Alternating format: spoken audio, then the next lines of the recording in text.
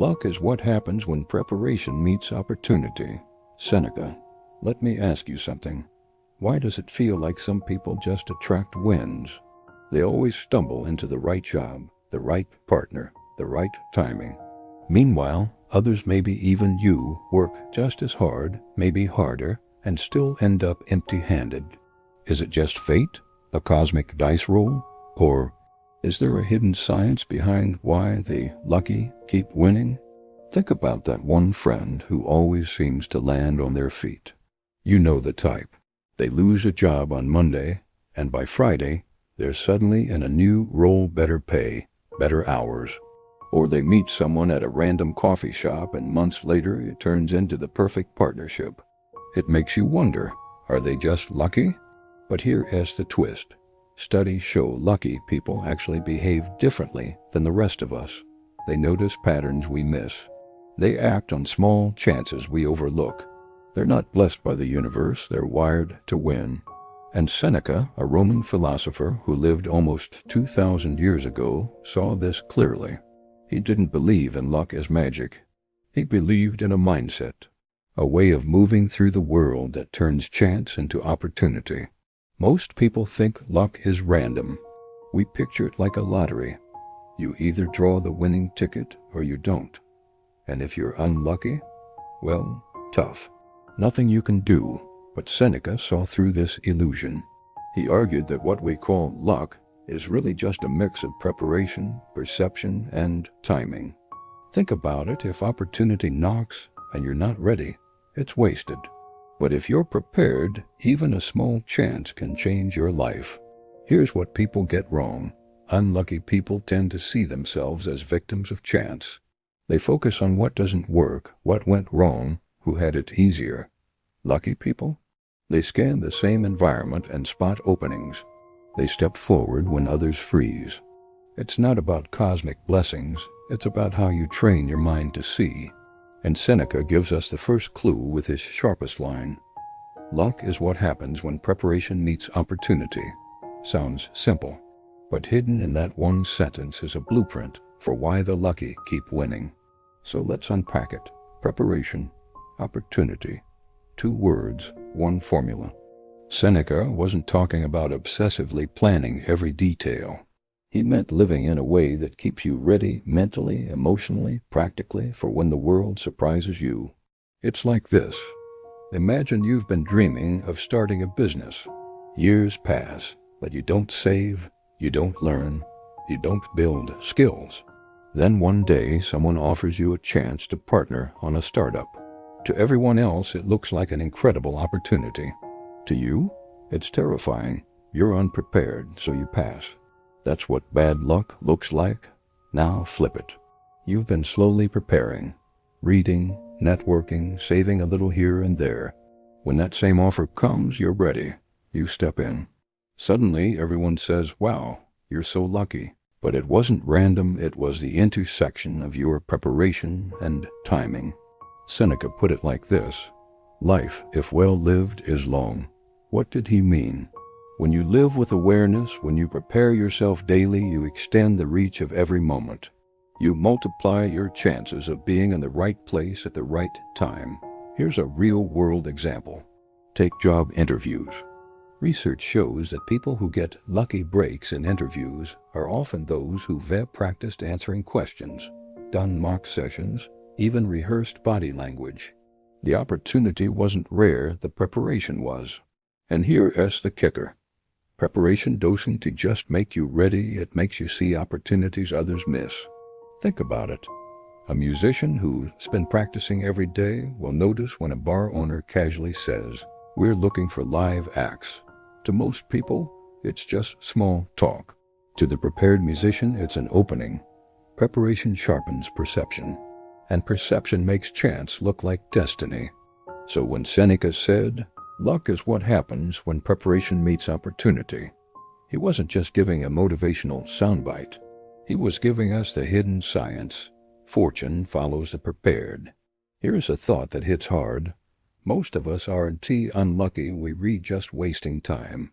Seneca points to something uncomfortable.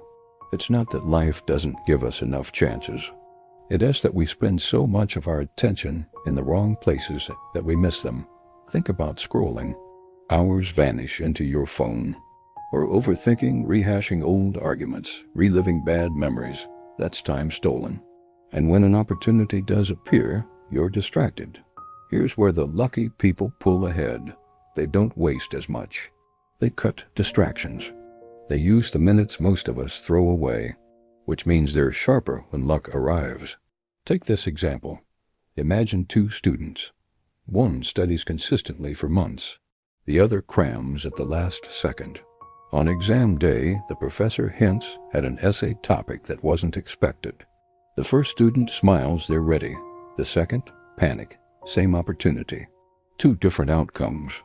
So the science behind luck here isn't mystical, it's practical.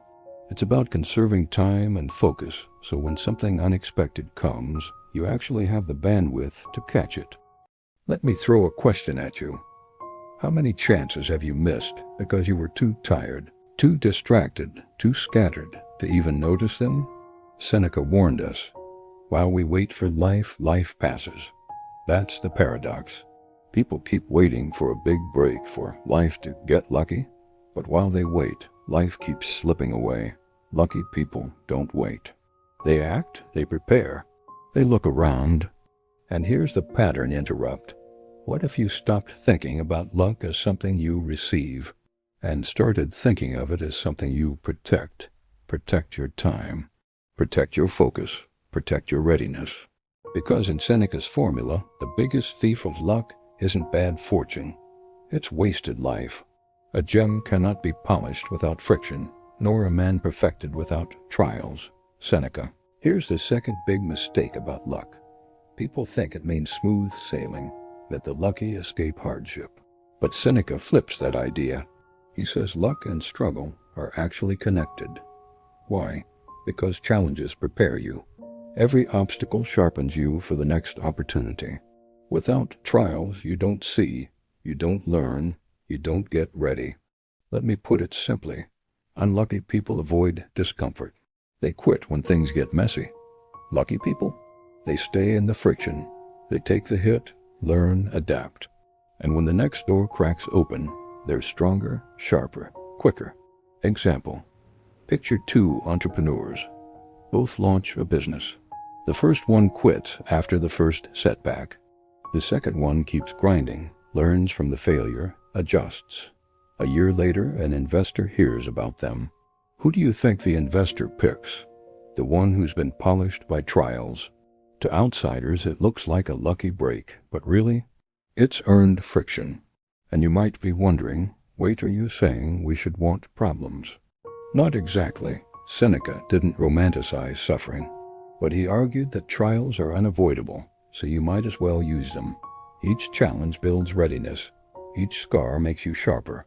Here's another Seneca line to drive it home. Difficulties strengthen the mind, as labor does the body. That's the paradox of luck. The more hardship you face and learn from, the luckier you become. Because when opportunity knocks, you've already been training for it in the shadows. Let me ask you, what if the obstacles you've been cursing were actually the polishing force making you ready for a moment that hasn't arrived yet? That flips the whole script, doesn't it? Suddenly, what looks like bad luck in the short term can be the seed of extraordinary luck in the long term. So here's the summary. Lucky people don't escape friction. They use it. Here's the cost of ignoring this. Most people die waiting for luck to find them. They wait for the promotion, for the timing to be perfect, for someone to notice their talent. And while they wait, life passes. Seneca warned us, it is not that we have a short life to live, but that we squander a great deal of it. That's the painful truth. Unlucky people aren't cursed. They're distracted, unprepared, stuck in comfort. So when chance finally knocks, they don't hear it or they're too afraid to open the door. Think of someone who always says, one day I'll write that book. One day I'll start that business. One day I'll change my life.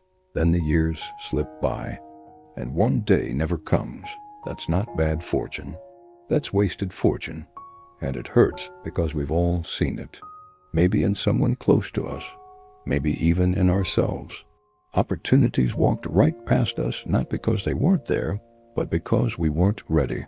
Seneca put it in brutal terms. While we wait for life, life passes. If you ignore this, you don't just miss luck, you miss life itself. So what's the science behind lucky people? 3 things. 1, they prepare. They build skills, they stay ready. That makes them see openings the rest of us miss. 2, they protect their time. They cut out distractions, waste less, and show up sharper when opportunities appear. 3, they use friction. They don't avoid trials, they let them sharpen them. Every setback makes them stronger, not weaker. Seneca captured all of this in one sentence. Luck is what happens when preparation meets opportunity. So here's one thing you can do today. Small but powerful. Pick one area where you've been waiting for luck and prepare instead. If you've been waiting for a new job, update your portfolio. If you've been waiting for a partner, work on yourself first. If you've been waiting for a chance to create, start practicing now. The truth is, lucky people don't wait. They move. They prepare. And because of that, they catch the wave when it finally arrives. So I'll leave you with one last line from Seneca. Life is long, if you know how to use it. The question is, are you using yours, or are you letting luck pass you by? Drop your answer in the comments. I want to hear. What's one opportunity you missed because you weren't ready? And how are you going to make sure it doesn't happen again? And if this made you think, stick around. In the next video, we breaking down why some people stay calm under pressure when everyone else falls apart, and what that means for you. So hit like, subscribe, and turn on the bell because you don't want to miss it.